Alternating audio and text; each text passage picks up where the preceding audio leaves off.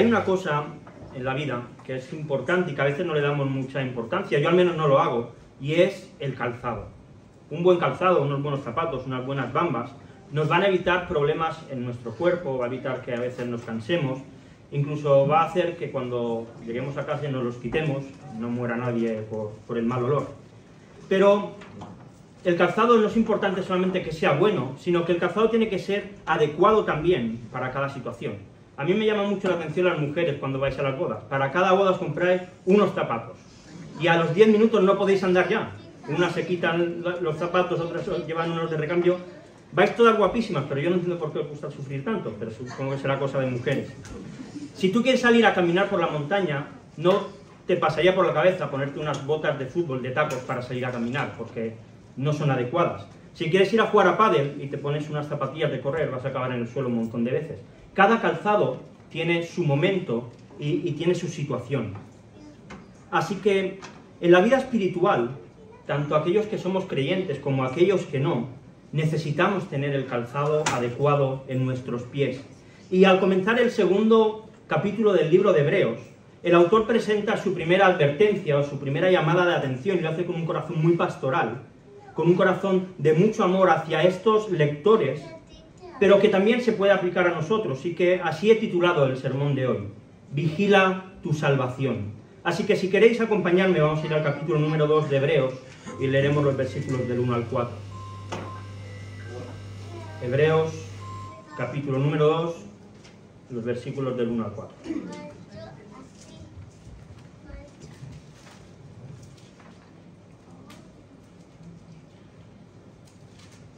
¿Sí lo tenéis? Dice así: por tanto, es necesario que con más diligencia atendamos a las cosas que hemos oído, no sea que nos deslicemos. Porque si la palabra dicha por medio de los ángeles fue firme, y toda transgresión y desobediencia recibió justa retribución, ¿cómo escaparemos nosotros si descuidamos una salvación tan grande?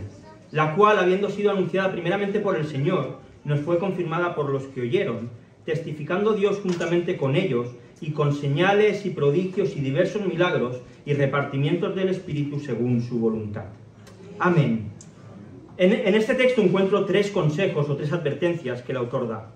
Lo primero, presta atención, y esto lo encontraríamos en el versículo 1. Versículo 2 y parte del versículo 3 hay una exhortación de valora tu salvación.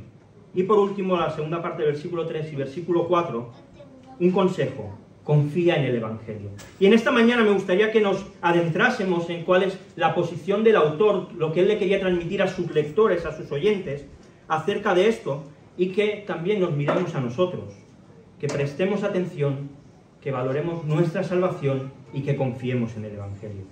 Así que si comenzamos por la primera parte, presta atención, y nos fijamos solamente en las 4 primeras palabras del texto. Dice: por tanto, es necesario. La verdad es que es una maravilla que la Biblia tenga capítulos y versículos, ¿verdad? Para leerlos en la iglesia nos viene genial, para predicar nos viene maravilloso, pero a veces cuando la leemos en casa, el hecho de que haya capítulos nos puede jugar una mala pasada, porque podemos llegar a pensar que cada capítulo es algo que está aislado del resto, pero la realidad es que no es así. Hebreos fue una carta que el autor escribió del principio al fin y él no lo separó por capítulos. Por tanto, nos indica que lo que el autor va a presentar, lo que el autor va a decir, tiene que ver con lo que ha dicho anteriormente, es la consecuencia de lo dicho. En el capítulo 1, el autor de Hebreos ha dejado muy claro a estos judíos que Jesús es mayor que cualquier profeta del Antiguo Testamento. Les ha dejado muy claro que Jesús es mayor que los ángeles. Y sobre Jesús ha dicho que Jesús es heredero de todo, que es totalmente divino, que es eterno, que es quien nos ha perdonado, que ha sido nombrado Hijo de Dios con mayúsculas, que debe ser adorado por los ángeles, que hoy sigue reinando con un cetro de justicia, que es el creador de todo y que es eterno. Y que hoy Él está a la diestra del Padre y que el Padre le ha prometido que todos sus enemigos van a ser puestos bajo sus pies. Todo esto es lo que el autor ha querido decir hasta ahora de Jesús, de la segunda persona de la Trinidad. Y en este trasfondo, el autor dice: es necesario. Estas palabras son importantes. Mirad, vivimos en un tiempo en el que nos gusta vivir como nos da la gana, en el que nadie venga a corregirnos ni a decirnos si hacemos bien, hacemos mal. En mi vida y la vivo como quiero y que nadie se meta porque yo tengo mis derechos y puedo vivir como quiera. Pero lo que el autor le está diciendo a sus oyentes es que la espiritualidad no es algo que podamos o no tener, es algo vital para nosotros. Es necesario que tengamos espiritualidad. Es cuestión de vida o muerte. Y creo que esto nos tiene que llevar a reflexionar a cada uno de nosotros sobre nuestra vida. ¿Eres consciente que tu espiritualidad no es algo opcional? ¿Que no es algo que puedas decidir tener o no tener? ¿Somos conscientes que la espiritualidad es algo que nuestra alma necesita? ¿Que es vital para nosotros? El autor, y esta es la primera advertencia, y es la más suave de todo el libro, pero es la primera, y ya les está llamando la atención sobre algo muy importante para ellos. Les está preparando para que sepan que lo que va a venir después es una obligación para todo creyente. Es una obligación para todo aquel que ha creído en Jesús, que no es opcional para el cristiano. Mira, tu vida no es para que tengas placer, no es para que seas feliz. Tu vida es para que tengas hambre de Dios. No sirve de nada lo que podamos conseguir aquí, si no tenemos hambre de Dios. Vamos a estar vacíos. Durante un tiempo sí que estaremos bien, porque el mundo nos ofrece placeres momentáneos, pero el gozo de la salvación es mayor. Ahora bien, ¿cuál es esta necesidad o esta obligación que tenían los hebreos?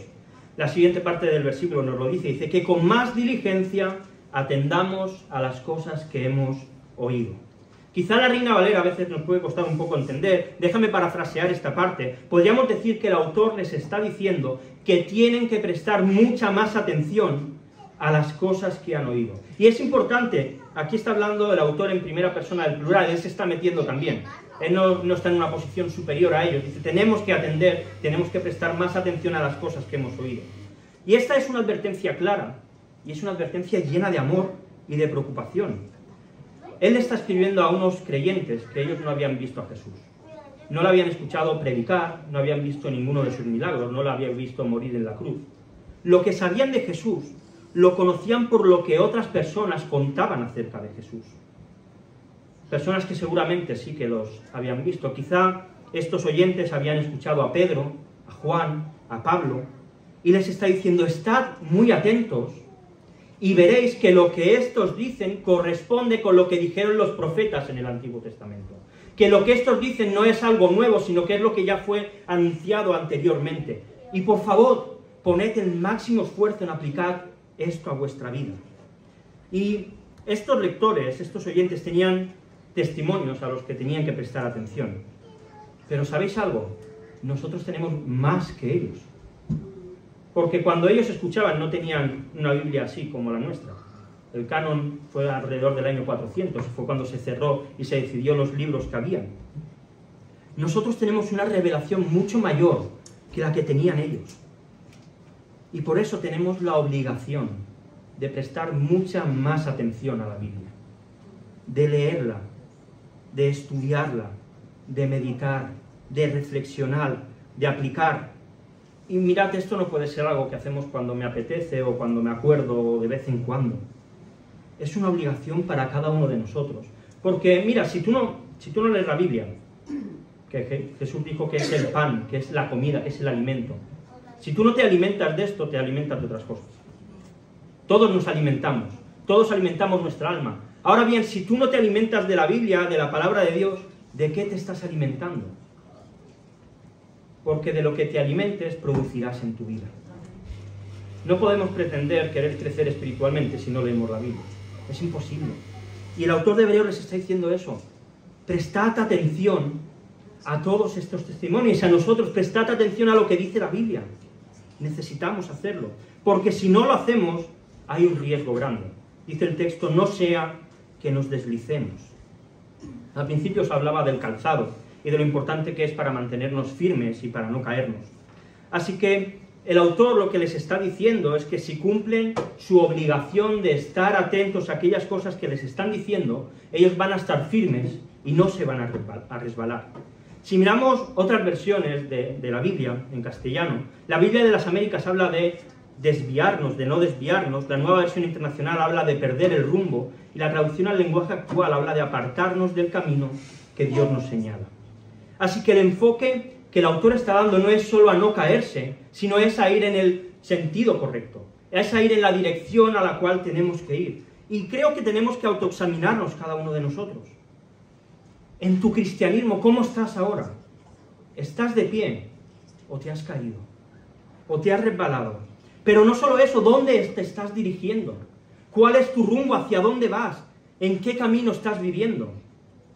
A veces pensamos que el camino ancho es solamente aquel en el cual no hay problemas. No, en el camino ancho también hay problemas.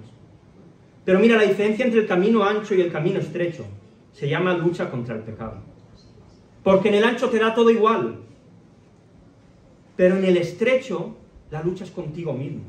Por eso es difícil. Y yo te quiero hacer una pregunta. ¿Cuál fue el último pecado que venciste y que has conseguido pasar? Porque si hace mucho que no has conseguido vencer nada de lo que estás luchando, seguramente es que te has desviado. Y no estoy hablando de que hayan cosas quizá con las que luchemos toda la vida, seguro que las van a ver. Pero el creyente va dando pasos, y ya te digo una cosa, cuando corrijas este pecado va a aparecer otro más difícil de superar. Y eso se llama crecimiento, eso se llama santificación. Si no prestamos atención a la Biblia, si no la leemos, si no la estudiamos, nuestro destino es peligroso. Vamos a acabar mal. Así que empieza hoy. Mira, yo no te puedo decir cómo tienes que leer la Biblia. Yo no te puedo decir, tienes que seguir un plan anual. Igual no te vale. Cada uno somos como somos. Cada uno en nuestra cabeza funciona como funciona. Pero si tú crees que eso te sirve, coge un plan anual y síguelo. Si crees que te cuesta, pídele a alguien, oye, cuando leas la Biblia avísame para yo acordarme que tengo que leerla. Si te cuesta seguir un ritmo, pues da igual abre cada día la Biblia y lee un capítulo suelto. Pero escudriña la palabra, léela, medita en ella. Busca a alguien para compartir aquello que Dios te ha hablado. Busca tu manera, pero no busques excusas. Necesitamos leer la Biblia, necesitamos prestar más atención a aquello que Dios ha revelado, porque si no nos iremos por el rumbo equivocado, si no nos deslizaremos, y esa es la peor noticia que un creyente puede tener.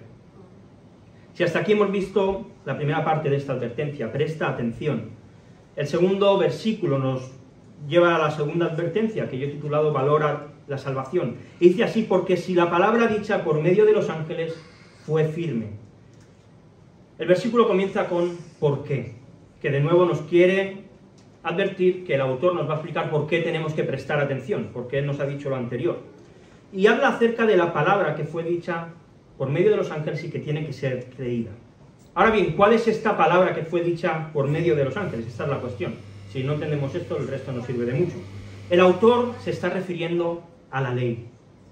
Pero aquí tenemos un problema, porque cuando tú te vas al Antiguo Testamento, en Éxodo 21, en Deuteronomio 5:22, quien le da la ley a Moisés es Dios directamente, ahí no hay ningún ángel que aparezca.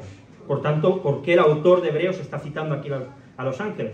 Vamos a ver algunos textos. Dice Deuteronomio 33:2, dijo, Jehová vino de Sinaí y de Seir les esclareció. Resplandeció desde el monte de Parán y vino de entre 10 millares de santos con la ley de fuego a su mano derecha.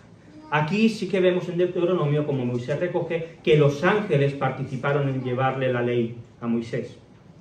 Y aunque es verdad que no hay una explicación explícita quizá, pero Esteban en Hechos 7:38 dice, este es aquel Moisés que tuvo en la congregación en el desierto con el ángel que le hablaba en el monte Sinaí y con nuestros padres que recibió las palabras de vida que darnos. Y también Pablo en Gálatas 3:19 dice, entonces, ¿para qué sirve la ley? Fue añadida a causa de las transgresiones hasta que viniese la simiente a quien fue hecha la promesa y fue ordenada por medio de ángeles en manos de un mediador. Así que es verdad que en el relato en el cual se nos explica cómo Dios le da la ley a Moisés no aparecen los ángeles, seguramente por medio de la tradición oral y por medio de la inspiración del Espíritu Santo, Lucas al escribir Hechos y Pablo al escribir Gálatas confirman que los ángeles sí que participaron en este evento único y diferente en la historia. Así que seguramente, y es de creer ya que estos lectores, estos oyentes eran judíos, ellos también creían que los ángeles participaron de esta entrega de la ley, que había sido dada por ellos, y que como fue dada por parte de Dios, esta ley fue firme. Esta ley era para cumplirla. Y no solo fue firme, sino que fue corroborada. Dice el final del versículo 2, y toda transgresión y desobediencia recibió justa retribución. Recordemos, esto lo van a recibir unos judíos que conocían a la perfección no solamente la ley, sino que sabían cuál era el resultado de no obedecer la ley. Ellos tenían unos ascendentes, toda la historia del pueblo de Israel, que era evidente que cuando el pueblo de Israel desobedecía la ley, Dios les castigaba. Que cuando el pueblo de Israel no obedecía, el pueblo iba mal, se iban con otros dioses y acababan siempre esclavizados por otros. Y en el tiempo en el que vivimos, un tiempo de tanta corrección política, donde parece que está mal salirse del discurso general que los gobiernos nos dicen que tenemos que decir, en las iglesias también pasa. Y vivimos en un tiempo en el que hay que hablar de un Dios amoroso, de un Dios que quiere a todas las personas por igual y que es tan bueno, pues que Él, ¿cómo va a echar fuera a nadie? Parece más un osito amoroso que Dios, pero es el Dios que tenemos que presentar hoy en día, un Dios muy amable, muy bondadoso y todo lo demás. Pero, ¿sabes? Es verdad que Dios es así, pero Dios también es justo, y nunca ha dejado de ser justo, y que hoy siga siendo paciente, como dice en Hechos, y siga pasando por alto los pecados actuales de la humanidad, esperando a ver si hay alguien que se arrepienta. Va a llegar un día, igual que pasó con Israel, que Dios va a juzgar con justicia perfecta, y Dios a cada uno le va a dar su recompensa. Aquellos que han creído en Jesús, salvación y vida eterna, no por ellos, sino por Jesús. Y aquellos que no han creído en Jesús, condenación y el infierno para siempre. Dios es un Dios de amor, claro que sí, y Dios está siendo paciente, pero llegará el momento en que juzgue, y cada uno de nosotros lo seremos. Dios siempre fue fiel a su palabra, siempre, para lo bueno y para lo que no nos gusta, para bendición y para maldición, y Dios va a seguir cumpliendo y juzgando todo en base a su ley, no en base a lo que a nosotros nos parezca, en base a su ley, porque todo pecado y toda ofensa sigue siendo un atentado contra Dios, y solamente aquellos que hayan sido perdonados por la sangre de Jesús en la cruz del Calvario podrán presentarse ante Él justos. Así que en esta mañana, si tú aún no crees en Jesús, no pierdas la oportunidad, porque te vas a ir al infierno, y allí solamente hay sufrimiento eterno y separación absoluta de Dios sin ninguna segunda oportunidad. Y con este contexto Dios les ha dado la ley, ellos la creen, y creer la ley es creer a Dios.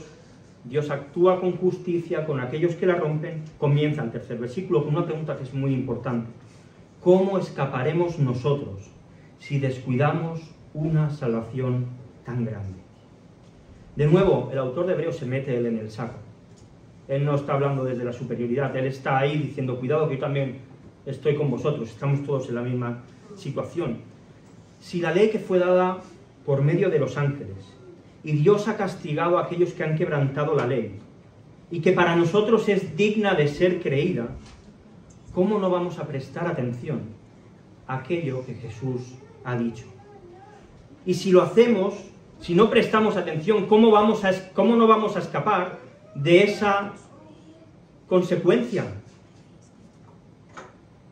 Parafraseando las palabras del autor, podríamos decir, ¿cómo podemos llegar a pensar que nosotros no vamos a ser condenados si no valoramos como es debido las palabras que Jesús dijo? Mira, si tú pasas de la Biblia y pasas de lo que Jesús ha dicho, no vas a ser salvo, no puedes ser salvo, es imposible. Aunque vengas cada domingo aquí hasta los jueves. Da igual eso. Da igual. ¿Y sabes por qué esta salvación es tan grande? Te lo voy a decir. Porque esta salvación ha implicado que Dios mismo se humille. Porque esta salvación ha implicado que Dios se autolimite. Porque ha implicado que Dios fuese tentado. Porque ha implicado que Dios fuese insultado, escupido, traicionado, clavado en una cruz, traspasado su costado, hecho un espectáculo asqueroso y grotesco, condenado por el Padre, por nuestro pecado, para que nosotros podamos tener esperanza. Por eso es una salvación tan grande. Por eso es una salvación tan grande. Y si romper la ley, y por tanto no valorarla, tuvo su castigo, ¿cuánto más no van a merecer a aquellos que no valoren el sacrificio de Jesús. Simon Kistemaker en su comentario dice: si llegamos a desatender el mensaje respecto a nuestra redención, es imposible que escapemos a la ira de Dios y al castigo subsiguiente. Cuanto más preciado es el don, tanto mayor es el castigo si no se le tiene en cuenta. ¿Cuánto valoramos nosotros el sacrificio de Jesús? Y no te digo que lo hagas del 1 al 10, no, yo lo valoro un 7, yo lo valoro un 8, yo un 10. Hablo de cuánto luchamos contra el pecado por agradar a Jesús. Hablo de cuánto oramos por los demás para que no caigan en tentación. Hablo de cuánto te preocupas por el necesitado. Hablo de cuánto tiempo dedicamos a ser agradecidos en nuestra oración. Hablo de cuánto estamos trabajando unos con otros para edificarnos y hacernos crecer. ¿Valoramos realmente esta gran salvación que Jesús nos ha dado? Y no estoy hablando en teoría, estoy hablando en la práctica. ¿Qué estás haciendo para evidenciar que valoras la salvación que Jesús te ha dado? ¿Cómo lo estás demostrando? Mira, si yo tengo algo de mucho valor y dejo que se caiga siempre, que se ensucie, que se me pierda, lo que demuestra es que para mí eso no es de valor. ¿Sí? Algo de valor lo cuidamos. Demostramos que nos importa. ¿De qué manera estás demostrando que te importa la salvación de Jesús? Porque si no demuestras que te importa, no hay escapatoria para ti. No hay escapatoria. Y mira, si tú quizás te estás dando cuenta y dices, pues no la estoy valorando, tengo una buena noticia. Hoy puedes ir a los pies de la cruz y arrepentirte de todo corazón. Mira, ningún cristiano que sea realmente cristiano va a perder su salvación por descuidar esto.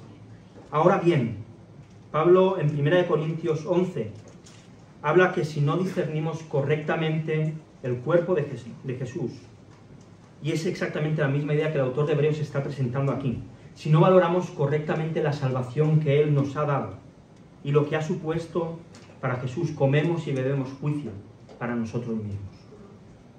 Comemos y bebemos juicio para nosotros mismos. Y Dios, en su amor y en su misericordia, para preservarnos, para guardarnos como sus hijos, va a hacer que vengan enfermedades, va a hacer que tengamos problemas, ya sea para dos cosas, o para que no nos alejemos de Él o para que nos acerquemos. Y si aún así Dios ve que somos tan cabezones y tan tercos, que ni así acabará con nuestra vida. Porque Dios quiere preservarnos. Para un cristiano que se está descarriando y que su corazón se está endureciendo, es mejor la muerte y entrar en el reino de los cielos que vivir una vida llena de placer y acabar en el infierno. Es mejor la muerte. Y Dios a veces así tiene que actuar para nuestro bien. ¿Cuántos creyentes, o quizá cuántos de nosotros, si la vida nos fuese maravillosa y tuviésemos mucho dinero, no estaríamos hoy aquí? ¿Cuántos de vosotros que habéis venido a otro país, quizás si estuvieseis en vuestro país de origen, hoy no estaríais en la iglesia y no estaríais cerca de Dios? ¿Cuántas de nuestras circunstancias y nuestras situaciones solamente han servido para afianzar nuestra fe y que estemos en el lugar que Dios quiere que estemos? Y mira, todo esto, y lo dirá el autor de Hebreos en el capítulo número 13, toda la disciplina de Dios tiene un objetivo, y es que participemos, escucha bien, para que participemos de su santidad. No es para que lo pasemos mal, es parte del proceso, pero es para que participemos, para que seamos parte de su santidad. Así que tenemos que reflexionar y valorar esta salvación tan grande que Dios nos ha dado, porque si no la valoras, ¿cómo vas a escapar del castigo que tus obras merecen? De ninguna manera. Y aunque ya lo hemos anticipado un poco en este segundo punto, de valora la salvación, llega a la tercera parte de la advertencia: confía en el Evangelio. Porque, vale, todo esto ha sido dicho, pero ¿qué motivos tenían? Y a veces nos falta dudar cuando leemos la Biblia. No está mal dudar, la duda es algo natural que Dios nos ha dado. ¿Qué motivos tenían los destinatarios de esta carta para creer que lo que le estaban diciendo era verdad? ¿Por qué ellos tenían que hacerlo? ¿Por qué tenían que valorar la salvación de Jesús? ¿Era este verdaderamente el mensaje del Evangelio en el que ellos tenían que confiar? ¿Es algo en lo que nosotros podemos confiar hoy en día? El autor presenta lo que yo he llamado una cadena de confianza. Y podemos confiar primero porque fue anunciado, luego fue confirmado y por último fue testificado. El anuncio vino directamente del autor del mensaje. Y como el autor mismo de Hebreos dirá en el capítulo 12, él es el autor y el consumador de nuestra fe. La segunda parte del versículo 3 dice, la cual, habiendo sido anunciada primeramente por el Señor. Cuando observamos los evangelios y vemos el mensaje de Jesús, todo su mensaje habla de esperanza y habla de salvación. Y se presenta a él mismo como lo que todo ser humano necesita para ser salvo. Jesús se presenta a él mismo como el agua que quita la sed y promete que todo el que beba de él no tendrá sed jamás. Jesús se presenta como el pan de vida y aquel que coma de él no tendrá nunca más hambre. Jesús se presenta como la luz del mundo y el que se acerque a él puede ver por dónde camina. Él se presenta como la puerta y solamente aquel que pase por esa puerta puede entrar y formar parte del redil de Jesús. Él se presenta como el buen pastor, que no solo cuida y protege a sus ovejas, sino que da su vida por ellas. Él se presenta como el único camino al Padre, porque mira, no hay ningún otro lugar, ni ninguna otra persona, ni ningún santo por el cual podamos llegar al cielo ni llegar al Padre, solamente por medio de Jesucristo. Él se presenta como la verdad, porque su perfección hace y nos presenta cuál es la verdadera perfección. La perfección no está en cumplir la Constitución española, la perfección está en ser como Jesús. Él se presenta como la resurrección y la vida, porque solamente por medio de su muerte y resurrección nosotros volvemos a nacer, solamente por su gracia cuando ponemos nuestra fe en él. Y él se presenta como la vid, dice que nosotros somos los pámpanos, que por medio de su palabra hemos sido podados, y gracias a eso nosotros podemos llegar a dar buen fruto. Jesús anunció en su ministerio que él era la salvación, que no hay ningún otro lugar. Trajo un mensaje de buenas noticias, que cumplía todo lo que los profetas y la ley habían anunciado. Y a todos aquellos que ponían su confianza en él, les otorgaba el poder y la autoridad de ser llamados hijos de Dios. Y muchos dejaron todo lo que tenían para seguirle. Y ojalá nosotros hagamos lo mismo, estemos dispuestos a dejar todo lo que sea necesario para seguir a Jesús. Ahora bien, esto ocurrió durante 3 años de vida de Jesús. ¿Cómo podemos entonces estar seguros que eso es verdad, que eso es cierto? Y quizá este es un argumento que cualquiera que escuchara la carta a los hebreos o la leyera pudiese plantearse. ¿Y por qué? Pues porque hubo muchos que la confirmaron. Dice el texto, nos fue confirmada por los que oyeron. Por tanto, lo primero que queda claro es que ninguno de los que estaban recibiendo esta carta habían escuchado a Jesús. Ellos estaban recibiendo el testimonio por medio de otros que sí que habían escuchado a Jesús. Y que cuando él se marchó al cielo, estos testigos confirmaron aquello que Jesús había dicho y había hecho. Si vemos el Evangelio de Lucas, capítulo número 1, él comienza explicando que después de investigar todas las cosas, es decir, Lucas no se sentó y los ojos se le pusieron en blanco y se puso a escribir. Lucas se fue a Judea, se fue a la zona donde vivió Jesús y empezó a entrevistar a personas. Seguramente fue a Nicodemo y le dijo, oye Nicodemo, ¿tú qué es lo que estuviste hablando con Jesús? Seguramente habló con María, la madre de Jesús, y le dijo, oye, ¿cómo fue Jesús? Seguramente habló con Pedro, con Juan y les pidió que le explicaran las cosas. Él hizo un trabajo de investigación antes de escribir su evangelio. Juan escribe su primera carta y comienza diciendo que él habla de lo que han oído, lo que han visto sus ojos, lo que han contemplado y tocado sus manos, y escribe para que el gozo del Señor sea completo en quien van a leer esa carta. Mirad, en la historia, y no estoy hablando solo de la vida, en la historia en general, para que un evento se considere histórico, se tienen que cumplir 3 premisas. Lo primero, que hayan testigos oculares, es decir, que haya personas que lo hayan visto. El segundo, que no lo haya visto una persona solo, que hayan sido varias personas. Y tercero, que para demostrar su integridad, pues estas personas que dicen, pues sean personas íntegras, que no sean pues delincuentes ni nada de esto. Y mirad, los escritos del Nuevo Testamento presentan a personas íntegras que cambiaron su manera de vivir por aquello que oyeron. Porque cuando Jesús muere, todos se esconden. Si realmente Jesús no hubiese resucitado, ninguno hubiese muerto como un mártir, quizá el primero. Porque Por una mentira nadie entrega su vida. Nadie. Si hubiese sido para sacar dinero, cuando hubiesen visto a Esteban, Pedro le habría dicho a Juan, oye, que esto se nos está yendo de las manos, vamos a tomar otro camino. Pero no, decidieron dar su vida. Por tanto, son testigos dignos de creer. Así que los lectores de esta carta, al ver el testimonio de ellos, podían creer que lo que fue anunciado por Jesús y testificado por todos los que la habían visto, era verdadero.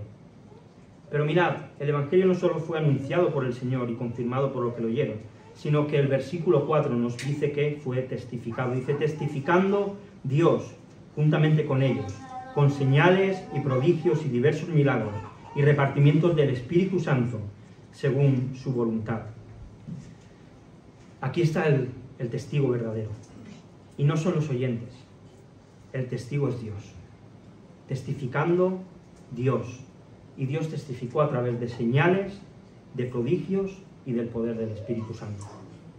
Mirad, yo no sé si tú alucinas cuando lees el libro de los Hechos. A mí me gusta mucho el libro de los Hechos. Es increíble cómo Dios obra a través de los apóstoles y cómo el Evangelio se va expandiendo.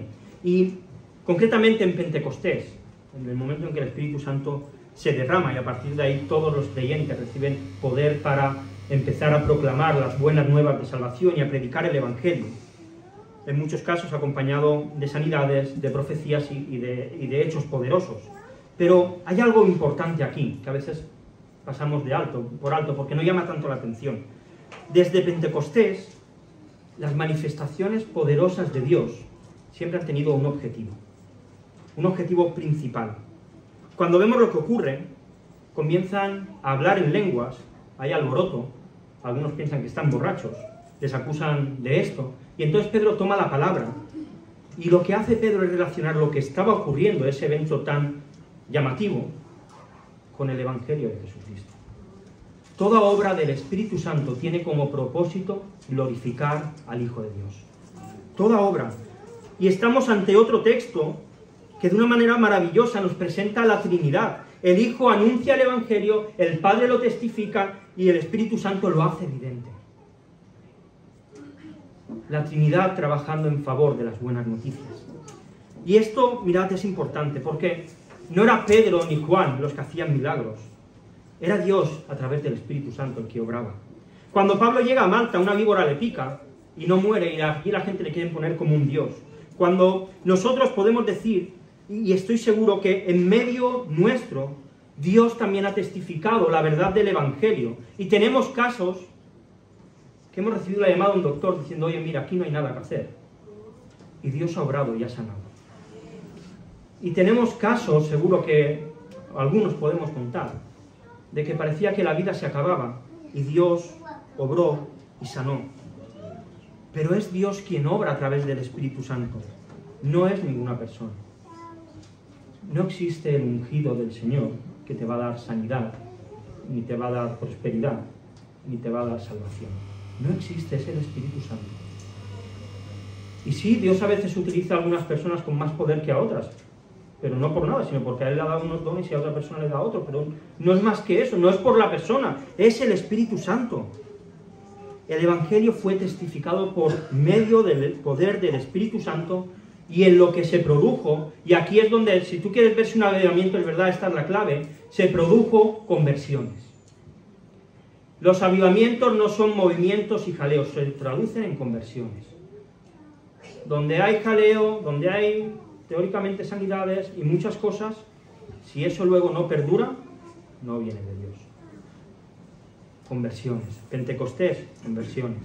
Los avivamientos del siglo XVII y XVIII en Gales, Inglaterra, Escocia, conversiones. La sociedad cambió porque los corazones cambiaron. Hace no mucho hubo un teórico avivamiento en Osbury, en Estados Unidos, donde estuvieron en la capilla de una universidad, como 12 o 14 días orando y alabando al Señor. Y gloria a Dios porque yo creo que el Espíritu Santo se derramó ahí. Pero Osbury no ha cambiado. Siguen siendo tan pecadores como antes. Los creyentes siguen siendo creyentes y los que no siguen siendo que no. No es un avivamiento. Es algo, una obra de gracia que Dios quiso tener con ellos. Y gloria a Dios por eso. Pero no es un avivamiento. Un avivamiento trae conversiones. Lo vemos en la Biblia, lo vemos a lo largo de la historia de la Iglesia. Y los lectores que recibieron esta carta podían escuchar testimonios verdaderos del poder de Dios. Y eso es lo que nosotros tenemos que desear. Que el poder de Dios se manifieste y que acaben trayendo conversiones, que acaben cambiando los corazones. Acabo ya. Un texto maravilloso, a la vez que serio. Una advertencia muy clara para aquellos judíos. La salvación es muy valiosa y sus vidas tienen que ponerla en valor. 3 ideas hemos visto en esta mañana sobre esta advertencia. La primera, presta atención. Y mira, en un mundo donde tenemos tantas trabas, donde el pecado se presenta cada vez con más fuerza y con más ímpetu contra nosotros, donde cada vez hay más atracción para desviar nuestra mirada de Jesús, necesitamos prestar mucha más atención a aquello que hemos oído y leemos en la Biblia. Mucha más atención, dedicar mucho más tiempo, porque si no, estamos en el riesgo de resbalar e irnos en el rumbo equivocado. La segunda advertencia, valora la salvación. ¿Cuánto valoras tú la salvación y el sacrificio de Cristo? Hoy no participamos de la Santa Cena, lo hacemos cada primer domingo de mes.